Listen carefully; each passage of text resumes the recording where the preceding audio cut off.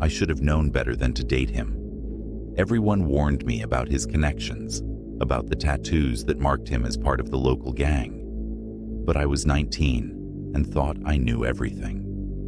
The first 6 months were like a dream. He showered me with gifts, took me to expensive restaurants, made me feel special. Then I started noticing things. The way he'd disappear for days, without explanation. The suspicious looks his friends gave me. The gun I found in his glove compartment. When I told him I wanted out, his eyes changed. Gone was the charming smile, replaced by something cold and empty. "Nobody leaves me," he said quietly. "Nobody." That night, I packed a bag and ran.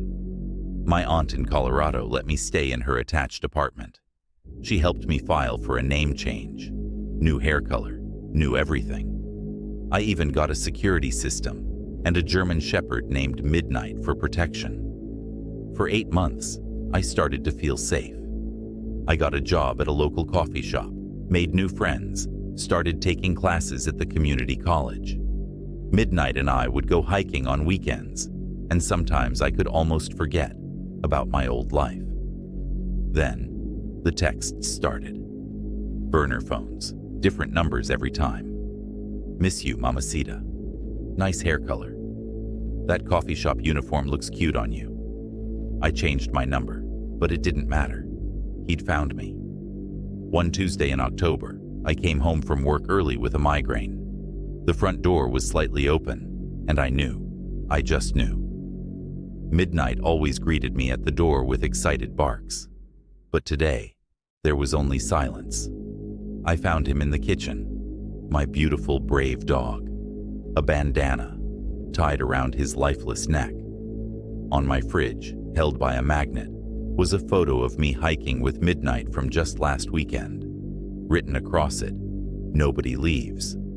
I called the police, but what could they do? No witnesses, no cameras caught anything. Just another case of random vandalism in their eyes. They didn't understand that this was just the beginning. That night, I drained my bank account and disappeared again. New city, new name. I work night shifts now so I can sleep during the day. My apartment has 3 deadbolts and cameras everywhere. I don't own any pets anymore. I couldn't bear to put another innocent life at risk. Sometimes I see bandanas in crowds and my heart stops. Sometimes I wake up certain I heard his voice. The police say he was arrested last year for something unrelated, but I know better than to believe I'm safe. His gang is still out there. So I keep running, keep looking over my shoulder, keep changing my name, my looks, my life. Because I learned the hard way. Some people don't let go, and some threats don't end with a restraining order. If you're reading this and thinking about dating someone in a gang, don't. No amount of charm or excitement is worth spending the rest of your life looking over your shoulder. Some choices you can't take back. Some people you can't escape. I should know. I'm still running.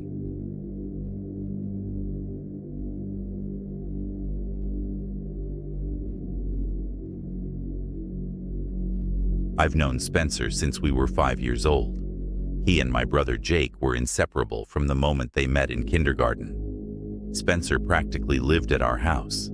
Every weekend sleepover, every family vacation, every holiday dinner.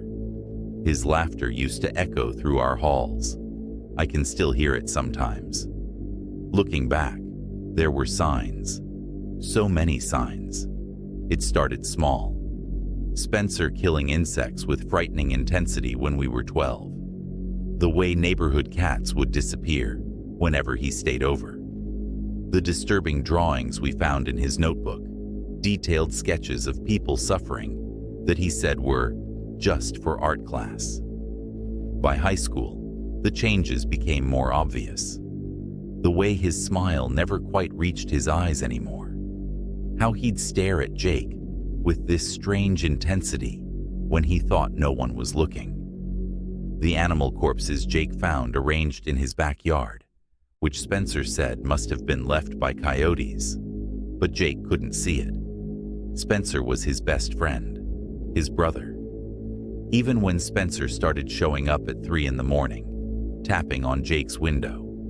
Even when he began collecting weapons, first knives, then guns, saying they were for protection. Even when he started talking about how our parents liked him more than Spencer's own parents did. They treat me like their real son, he'd say, his voice flat. Not like my parents. My parents don't understand me. They never did. The night it happened, I was awakened by Jake shaking me violently. His face was wet with tears. The words tumbled out between sobs. Spencer shot them. He shot his parents. They were sleeping. There was so much blood. He FaceTimed me right after. He wanted me to see. Said it was my fault. Said I stole his life.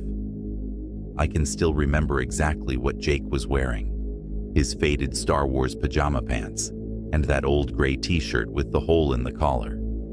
Funny, the details your mind chooses to freeze in moments of horror. The police found Spencer sitting at his parents' kitchen table, their blood drying on his clothes, calmly eating cereal. The gun was right next to the milk bowl. He'd used his father's own weapon, the one they'd kept locked in a safe. Spencer had memorized the combination months ago. They looked so peaceful, he told the officers, like they were just sleeping. I made sure not to wake them up first. They found his manifesto later. Hundreds of pages about how Jake had stolen his life, how our parents were the family he deserved, how he'd fix everything so he could finally be their real son. The last entry was written just hours before the murders. After tonight, they won't have a son anymore. Then Jake's parents will have to take me in. They'll finally be my real family. Everything will be perfect. Jake hasn't been the same since. Neither have I. We both go to therapy now, trying to understand how we missed the signs, how the sweet little boy who used to share his lunch with Jake, who cried when he scraped his knee at our house, who gave the best birthday presents, could become this. Spencer's in a psychiatric facility now.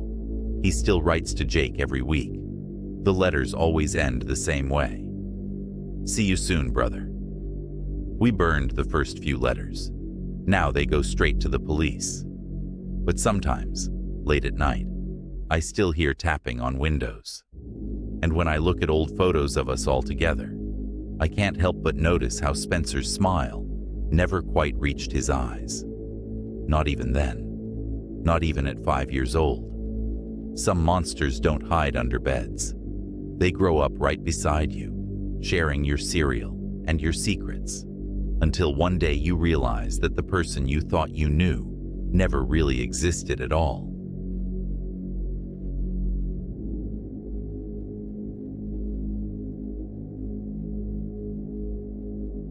I wish we'd never found that cabin on Airbnb. The photos looked perfect. Rustic charm nestled in the West Virginia mountains, surrounded by towering pines and complete privacy. Mike and I needed a long weekend to reconnect. The reviews were stellar, though looking back, the most recent one was from over 6 months ago. We arrived just before sunset on Friday. The drive up the winding dirt road had been nerve-wracking, but the cabin looked exactly like the pictures. We unpacked, made dinner, and settled in for a game of Uno. The first knock came at 10:47 p.m. I remember the time exactly because I'd just checked my phone. Just checking in to make sure everything's okay, the man said when Mike opened the door. He introduced himself as John, the owner. Something felt off. Why check in so late? And hadn't the Airbnb profile listed the owner as Rebecca? He stood in the doorway too long, peering around Mike into the cabin. His eyes lingered on me, on our luggage, on the windows.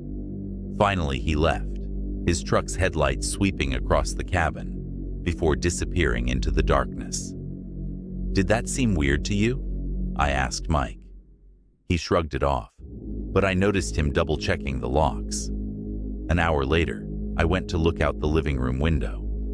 The moon was full, casting silver light across the front yard. I pulled back the curtain and screamed.